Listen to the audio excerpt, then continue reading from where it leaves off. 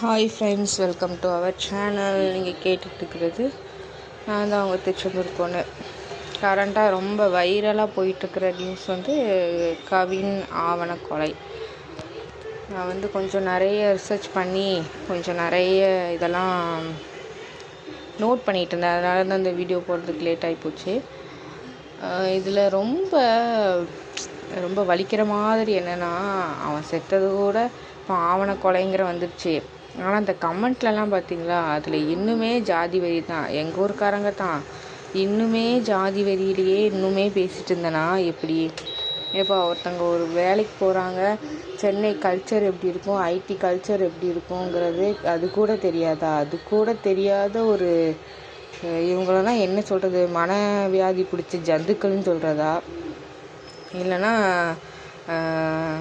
Current அப்டேட்டுக்கு வராதவங்கன்னு சொல்கிறதா, இல்லைன்னா ஜாதி வெறியிலே ஊறி போய் திரிகிறவனுங்கன்னு சொல்கிறதா, எப்படி சொல்கிறதுனே எனக்கு புரியலை. அது ஒரு ஃபோட்டோ கிடச்சிட்டா அந்த ஃபோட்டோ வச்சுட்டு அந்த கமெண்ட் பண்ணுறானுங்க. இதுக்கு போய் கமெண்ட்லாம் படிக்கவே முடியலை. ஒரு பையன் இறந்துருக்கிறான். இப்போ நார்மலாகவே ஒரு ஹியூமன் சென்ஸ் ஒரு பையனை வெட்டி கொன்று இருக்காங்க. ஒரு லவ் இஷ்யூனால் ஒரு அந்த பையனுக்குன்னு ஒரு ஹியூமானிட்டி, ஒரு இறக்கம் கூட வராதா? ஒன்று நியூஸை நல்லா தெளிவாக தெரிஞ்சுட்டு பேசணும். இல்லை எல்லாரும் பேசுகிறானுங்க, நானும் பேசுவேன், அந்த மாதிரி பேசி தீரவனுக்கு தான் இப்போ இப்படி பேசி தீரானுங்கன்னு நினைக்கிறேன். லவ் பண்ணானாங்க, அப்புறம் லவ் பண்ணலைங்கனாங்க, எல்லாம் ஓகே. என்னென்ன மீடியாக்கள் எப்படி சுற்றி விடணுமோ, யாரை காப்பாற்றணும்னு நினச்சாங்களோ எல்லாம் சுற்றி விட்டாச்சு, எல்லாம் காப்பாற்ற பண்ணியாச்சு. எனக்கு என்னென்னா, அந்த சுபாஷினி பொண்ணு இப்போ லாஸ்ட்டாக வீடியோ போட்டா, அதில் ஒரு ஃபீலிங்ஸ் கூட ஏன் அந்த பொண்ணுக்கு இல்லை? சரி, உனக்கு தெரியாது, அவனை வெட்டி கொன்னதே உனக்கு தெரியாதுன்னு வச்சுக்க, நீயே ஃபோன் பண்ணி கூப்பிடலன்னு வச்சுக்க. ஆனால் இறந்து போனது ஒரு உயிர் தானே. 8 வருஷமாக லவ் பண்ணேன் அப்படிங்கிறீங்க. அப்போ அந்த 8 வருஷம் லவ்வுக்கு கூட ஒரு வேல்யூ இல்லையா? ஒரு உயிர் போயிருக்கு. அதை விட நம்ம பேரண்ட்டை தான் நீங்கள் உன்னோட பேரண்ட்டை தான் காப்பாற்றணுங்கிறது மட்டும்தான் மோட்டிவாக இருக்குதா? என்னமோ சொல்லிட்டு போகிறாங்களே, யாரை எழுதி கொடுக்கட்டுமே, உன்னையே கொன்றுவேங்கிற அளவுக்கு மிரட்டி கூட உன்னை சொல்ல வைக்கட்டுமே. எப்படி நீ அந்த மாதிரி சொல்ல முடியுது? இது அப்படியே விட்டுருங்க அந்த மாதிரி சொல்லுது. இதென்ன, அந்த பையன் அடிபட்ட ஹாஸ்பிட்டலில் கிடக்கிறான், ட்ரீட்மெண்ட் முடிஞ்சு நாளைக்கு உயிரோடு வந்துடுவான், அந்த மாதிரியா? விட்டுருங்க அப்படிங்கிறத ஈஸியாக சொல்ல முடியுது. அப்படியே எப்படி இப்படிலாம் மனசாட்சியோடு பேசுகிறாங்கங்கிறது சுத்தமாகவே தெரியலை எனக்கு. இதெல்லாம் என்ன பேசுகிறதும் எனக்கு தெரியலை. இது அப்பர் கிளாஸு மிடில் கிளாஸுக்குள்ளே அந்த கேஸ்ட் கிடையாது, அந்த கேஸ்ட் ப்ராப்ளமே கிடையாது. ரெண்டுமே அப்பர் கேஸ்ட் தான்.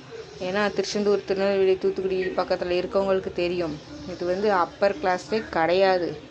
இது லோயர் கேஸ்டே கிடையாது. ரெண்டுமே அப்பர் தான். அப்பருக்குள்ளேயே நீங்கள் சப் அப்பரு, நாங்கள் ஹை அப்பரு அப்படின்னு சொல்லி பார்த்து உங்களுக்குள்ளேயே நீங்கள் வெட்டிக்கிட்டு சாவுறீங்களே.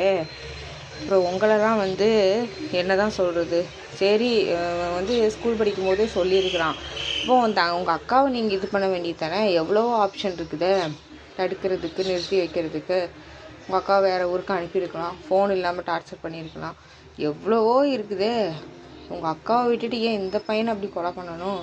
இதுக்கு உங்கள் அக்காவை ஏதாவது பண்ணியிருக்கலாமே. போனது ஒரு உயிர் தானே, ஒரு வீட்டுக்கு ஒரு இழப்பு தானே. இப்போ ஸ்டேஷனில் பிடிச்சிட்டு போய் வைக்கும்போது இப்போ உங்களுக்கு அதெல்லாம் அசிங்கமாக தெரியலையா? அப்பா எவ்வளோ பெரிய போஸ்டிங்கில் இருக்கிறவங்க, போலீஸுங்கிற ஒரு போஸ்டிங்கில் இருக்கிறவங்களே தூக்கி உள்ளே வைக்கும்போது இப்போ இதெல்லாம் பெரிய அசிங்கமாகவே தெரியலையா? இப்போ ஃப்யூச்சரே போயிடுச்சு, இப்போ இது அசிங்கமாக தெரியலையா? இப்போ இதுக்கு நீ என்ன பண்ண போகிற? நீயே குத்திக்கிட்டு நீயே சாவ போறியா, இல்லை குடும்பத்தோடய சூசைட் பண்ணி சாவ போகிறீங்களா, இல்லை எப்படி என்ன பண்ண போகிறீங்க? ஒன்றும் சொல்கிறதுக்கும் இல்லை, ஒன்றும் பேசுகிறதுக்கு இல்லை. ஆக மொத்தத்தில் இந்த சோசியல் மீடியா பக்கமும் நியூஸ் பக்கமும் போகாமே இருந்தாலே நம்மளாம் கொஞ்சம் நிம்மதியாக இருக்கலாமாட்ட இருக்குது. Thanks to watch my channel.